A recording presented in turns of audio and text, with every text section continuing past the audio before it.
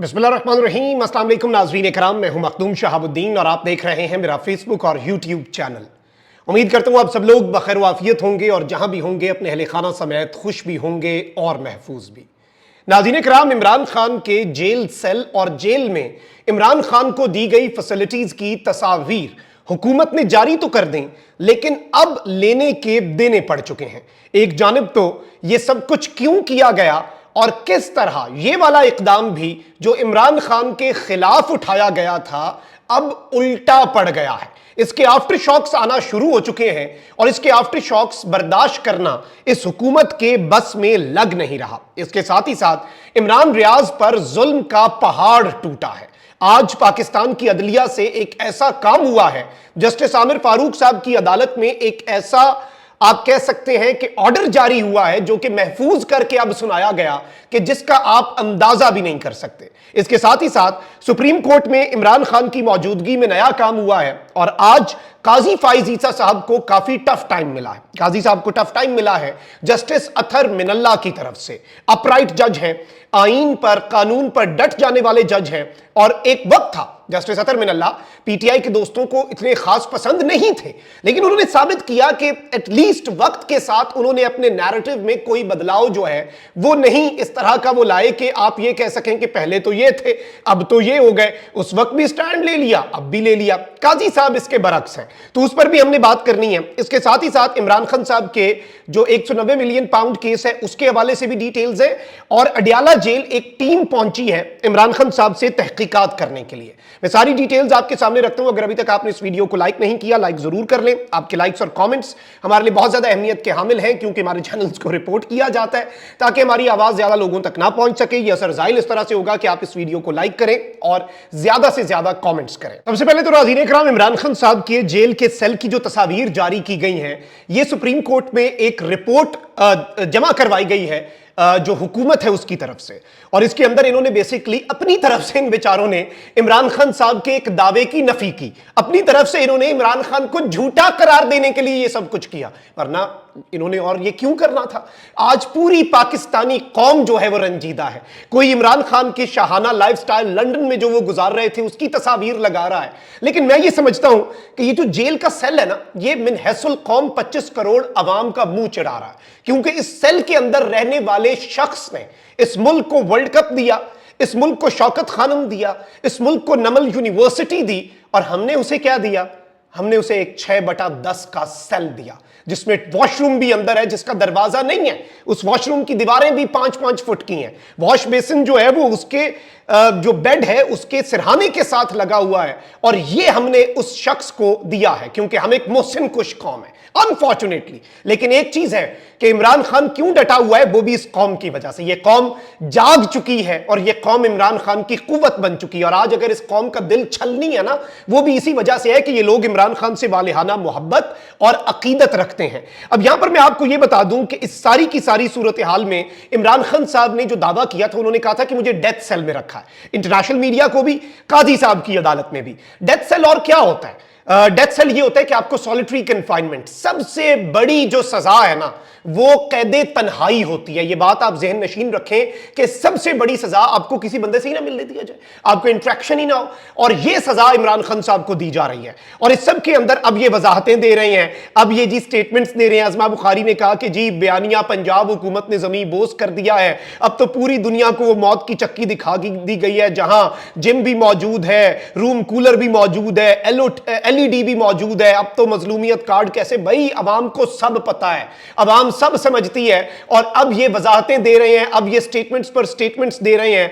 अज़मा बुखारी ने स्टेटमेंट दे दी कि इमरान खान की जेल कम और ससुराल ज्यादा लगता है। अगर ये ससुराल है जो आपने हमें दिखाया, तो मरियम नवाज शरीफ साहिबा और नवाज शरीफ साहब के जो रेस्ट हाउस हमने देखे, मरियम नवाज शरीफ साहिबा और नवाज शरीफ साहब को जो जेल में एक एक कनाल का एरिया दे दिया गया था, फिर उसे हम क्या डिक्लेयर करें? वो ससुराल से भी आगे की कोई चीज है। और इस सब के अंदर इवन ये भी खदशा है कि ये जो रूम कूलर है और बाकी चीजें हैं, जैसे परवेज इलाही साहब ने इस हवाले से पहले क्लेम किया था कि अदालत में ये मेरी फैसिलिटीज के हवाले से तस्वीरें जो जमा करवाते हैं ना, ये तस्वीरें तब जमा करवाते हैं सारा सामान रख के, तस्वीरों के बाद ये वो सामान भी उठा लेते हैं। तो जो सामान देख के इस कौम के दिल पसीजे हुए हैं। और आप सेकेंडली ये देखें कि जो इमरान खान साहब के वाले से प्रेस कॉन्फ्रेंस की थी कि 60 लाख की खुराक खा गया, जो किचन का मंजर है उसमें दालें हैं, उसमें इसबगोल का छिलका है, उसमें कॉर्नफ्लेक्स हैं और उसमें चाय की जो पत्ती है वो है, इसके अलावा 60 लाख का पता नहीं कौन सा इमरान खान खाना खा गया। ये सारे के सारे आज बयानिए जो हैं वो इनके ज़मीबोस हुए हैं।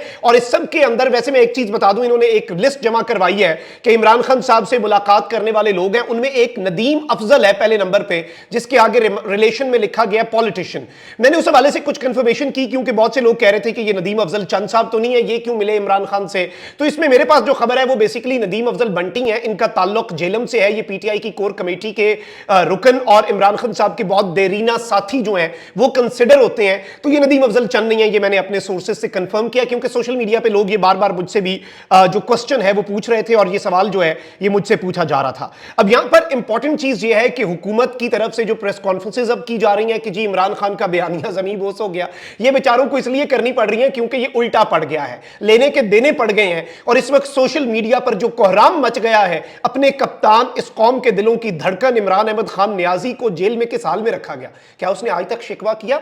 ये तस्वीरें तो हुकूमत ने जारी की, उसने तो आज तक शिकवा नहीं किया। उससे जज ने पूछा कि आपको क्या फैसिलिटी चाहिए, उसने कहा और तो कुछ नहीं, एक्सरसाइज के लिए 10 किलो का डंबल है, 15 किलो वाला डंबल दे दें तो ज्यादा बेहतर होगा और तो सब कुछ ठीक है। उसने ना कूलर मांगा ना एसी मांगा। और आप ये देखें कि आले शरीफ लग्जरी कमरों में, 5 स्टार कमरों में रह के भी डील कर गए और इमरान खान इन नागुफ्ता बे हालात में रहकर भी डील जो है वो नहीं कर सके। अब जरा आगे बढ़ते हैं, आपको मैं 2-3 और डेवलपमेंट्स बता दूं। एक जानिब तो जो 190 मिलियन पाउंड केस है जिसमें आपको पता है कि बादम अफगवा मलिक रियाज भी नहीं बने, जुल्फी बुखारी भी नहीं बने और हर तरह के मामलात जो हैं वो फेल होते जा रहे हैं। अब इस एहतसाब अदालत के जज नासिर जावेद राना जो हैं इन्होंने इस्लामाबाद में 3 साल डेपुटेशन मुकम्मल होने पर अपना चार्ज छोड़ दिया है।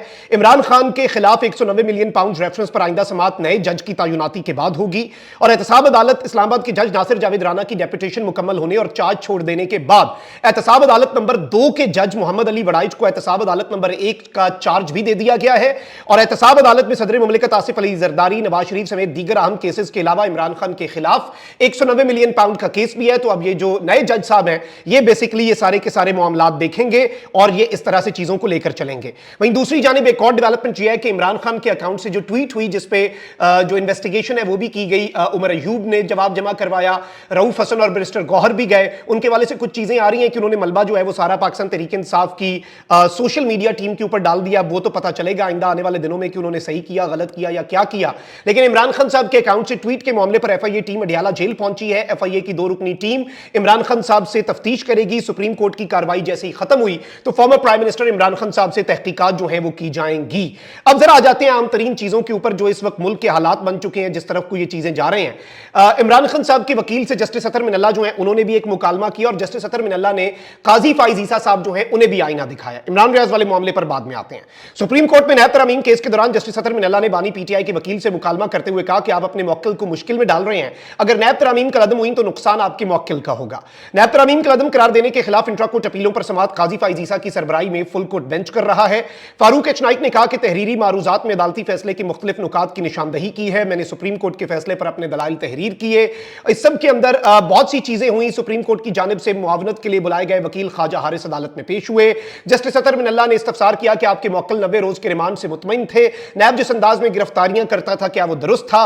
ख्वाजा हारिस ने कहा कि नैब में बहुत सी तरामीम अच्छी हैं, 90 रोज के रिमांड से मुतमईन थे ना गिरफ्तारियों से। जो तरामीम अच्छी थी हमने उन्हें चैलेंज नहीं किया। काजी फाइज ईसा ने पूछा कि नैब ऑर्डिनेंस कब आया था, जिस पर ख्वाजा हारिस ने बताया कि 1999 में आया था और ये सारी चीजें होती रही। लेकिन इसमें जस्टिस अतर मिनल्ला ने कहा कि आपके अपने मौक्किल जो हैं उनका भी नुकसान होगा अगर नैब तरामीम को हमने कलअदम करार दे दिया। तो उन्होंने कहा कि नहीं जी मेरे मौक्किल को कोई फर्क नहीं पड़ता, वो कहते हैं कि कानून सबके लिए बराबर हो। जस्टिस जमाल मंदोखेल ने रिमार्क्स दिए कि हाईकोर्ट के जरिए अटॉर्नी जनरल को नोटिस हुआ था, अटॉर्नी जनरल ने क्यों कोशिश नहीं की कि केस दोबारा लगे, जिस पर अटॉर्नी जनरल ने कहा कि उस वक्त मौसम गर्मा की तातीलात शुरू हो चुकी थी। काजी फाइज ईसा ने रिमार्क्स दिए कि जब प्रैक्टिस एंड प्रोसीजर कानून बना तो मैंने अदालत में बैठना ही छोड़ दिया था। उस वक्त बहस चल रही थी कि इख्तियार मेरा है या किसी और का, बाहर जाकर बड़े शेर बनते हैं लेकिन सामने आकर मुझसे कोई बात नहीं करता। काजी साहब का मसला यह है कि वो अपना रोना जो है वो जरूर रोते हैं, हर समात के अंदर अपने मामलात जो है वो जरूर डिस्कस करते हैं और काजी साहब साहब जो है वो इवन जो रिजर्व सीट्स वाला केस है उसमें काजी साहब बल्ले के निशान वाले फैसले से बड़े इरिटेटेड नजर आते हैं। पता नहीं उन्होंने तारीख में क्या कर दिया। अब जो इंपॉर्टेंट चीज है जो आज इमरान खान की मौजूदगी में हुई है, काजी साहब के हवाले से नईम पंजोता ने बताया कि वो इमरान खान से नजरें चुराते रहे। जस्टिस अतर मिन अल्लाह ने खान साहब की तरफ देख के मुस्कुराए भी वो। अब जस्टिस अतर मिन अल्लाह ने चीफ जस्टिस काजी फाइज ईसा को एक तरह से आईना दिखाया है कि जैसे भुट्टो को फांसी दिलवाने की संगीन गलती आपने आज दुरुस्त की है, तो दिहाइयों बाद कोई जज आपकी की गई गलतियां और आपके किए गए फैसले जो हैं उन्हें भी दुरुस्त कर रहा होगा। Now this is something very important. Imran Khan साहब जो हैं उनकी मौजूदगी में ये बातें कही गई हैं। अच्छा, वहीं दूसरी जानिब इमरान रियाज के मामले पर आ जाते हैं। मैं आपके सामने ये गुजारिश रख चुका हूं कि इमरान रियाज और मेरा नाम जो है वो नो फ्लाई लिस्ट यानी मुख्तलिफ लिस्टें हैं मुल्क से बाहर ना जाने देने के लिए। उसके लिए मियां अली इशफाक जो है उन्होंने हमें रिप्रेजेंट किया। इस्लामाबाद हाई कोर्ट के आमिर फारूक साहब जो है उनकी अदालत में हमारा केस लगा, मेरा नाम जो है उसके उन्होंने निकाल दिया। फिर इमरान रियाज का अगली पेशी पे निकालने का हुक्म दिया अदालत ने। इमरान रियाज ने उसके बाद ट्रैवल करने की कोशिश की, हज के लिए जा रहे थे, उन्हें फरीज़ा हज करने से रोक दिया गया। इमरान रियाज ने कहा मैं रोजाना कोशिश करूंगा जाने की, मुझे जब तक नहीं जाने देते मैं बार बार टिकट्स करवाऊंगा। 3-4 टिकट्स वो इस तरीके से जाया कर चुके हैं, लेकिन वो जानते। और फिर जब तौहीन अदालत की दरखास्त दायर की कि भाई आपने कहा था ईसीएल से नाम निकालो, इन्होंने फिर अच्छा उसके अंदर जी इन्होंने जवाब ये दे दिया कि ईसीएल से तो हमने नाम निकाल दिया आपके कहने पे, हमने एक और लिस्ट में डाल दिया पीसीएल में एंटी करप्शन के कहने पर। भाई ऐसे नहीं होता, ये अदालत का मजाक ही है, अदालत का तमस्खर ही है कि जी आपने ये किया हमने वो करके फिर से कर दिया, ऐसे तो नहीं होता।